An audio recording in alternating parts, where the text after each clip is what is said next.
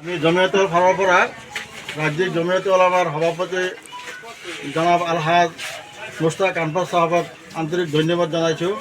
যিহেতুকে তেওঁ কোনো চৰকাৰৰ হেৰি নহয়, তেওঁ নিজৰ ফালৰ পৰা এই বানপীড়িত লোকসকলক, যিবিলাক মানুহে এসাঁজ খাব নোৱাৰে, চলাৰ ৰাস্তা নাই, ল'ৰা ছোৱালী থকাৰ ঠাই নাই, এই মুহূৰ্তত তেখেতে বানপীড়িতসকলৰ কাৰণে যি সহায় এটা আগবঢ়াইছে, সেই সহায়খিনি পাই মানুহবিলাক বহুত সুখী হৈছে, আনন্দিত হৈছে।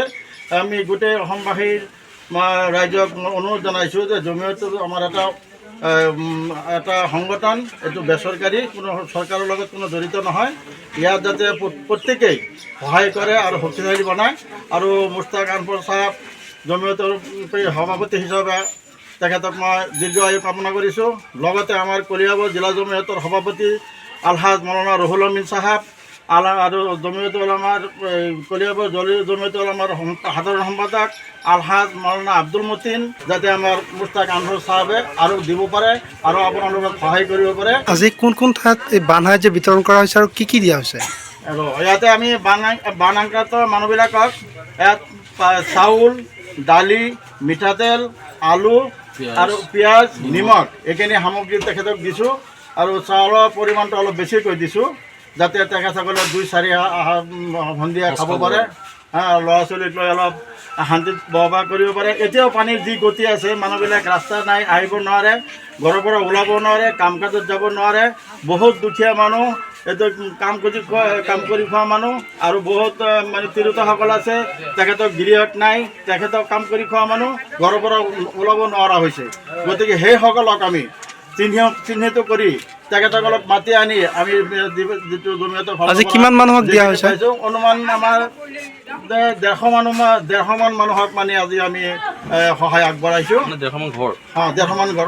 150 মান পৰিয়ালক আমি আগবঢ়াইছোঁ। গতিকে তেখেতসকলক যথেষ্ট সন্তুষ্ট হৈছে আৰু তেখেতসকলৰ পৰা দোৱা বিচাৰিছোঁ ভৱিষ্যত আৰু বেছিকৈ দিব পাৰোঁ।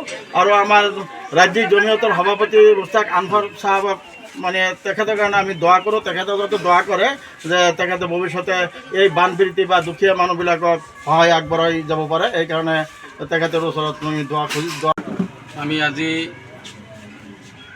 24 তাৰিখ জুলাই মাহৰ বৰগলি,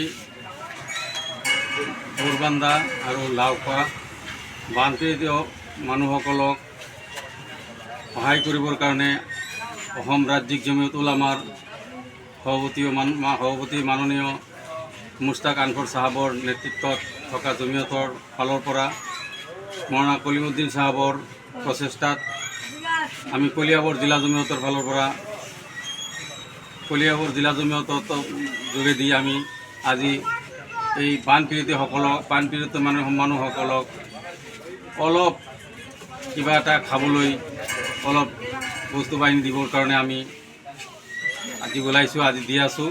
যদিও নেকি অলপ দেৰি হৈছে দিয়াত, কিন্তু মানুহ এতিয়ালৈকে পানীৰ ওপৰতে আছে, পানীৰ মাজতে আছে, বহুত মানুহ ৰাস্তা ঘাটত আছে।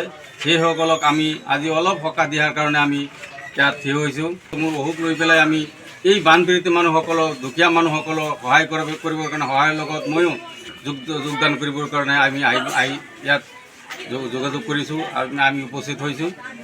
আমাৰ মৌলানা মুস্তাক আনফাৰ চাহাবে যি আমাক অনুদান দিছে, যি আমাৰ ৰাইজক সহায় কৰিছে, সেইকাৰণে আমি তেখেতৰ দীৰ্ঘায়ু আৰু তেখেতৰ দীৰ্ঘায়ু কামনা কৰি আমি আল্লাহৰ ওচৰত দোৱা কৰোঁ, যাতে আল্লাহ তাবাৰক তাআলা তেখেতৰ স্বাস্থ্য আৰু তেখেতৰ হায়াত দান কৰে। আৰু আমাৰ সৰ্বভাৰতীয় জমিয়তুল উলামাৰ সভাপতি সৈয়দ আৰশ্বাদ মদনী চাহাবৰ নেতৃত্বত আমি যে জমিয়ত চলাই গৈ আছোঁ, এই জমিয়তৰ এতিয়া নিৰ্বাচন আহি আছে।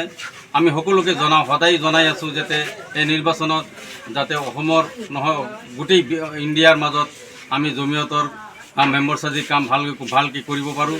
সেই হিচাপে আমি সকলোকে আহ্বান জনাইছোঁ। সকলোৰ লগত আমি আবদাৰ জনাই আছোঁ যাতে সকলোৱে আমাৰ এই মেম্বাৰ চাজি কামত, সদস্যৱৰ্তী কামত সকলোৱে যাতে সহযোগ কৰে।